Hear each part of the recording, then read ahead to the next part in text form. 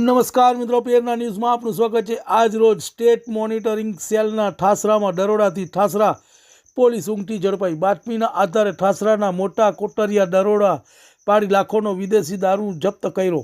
એસએમસીએ 1,24,000નો લાખોનો દારૂ જપ્ત કરી બેની અટકાયત કરી। ઠાસરાના બુટલેગર ધર્મેન્દ્ર ઉર્ફે ધમા રાઠોડનો આ દારૂનો જથ્થો એસએમસીએ ઝડપ્યો હતો। ધમો ફરાર સાથે આ રેડમાં ફરાર 3 આરોપીઓને પકડવા માટે પોલીસે કાર્યવાહી હાથ ધરી હતી।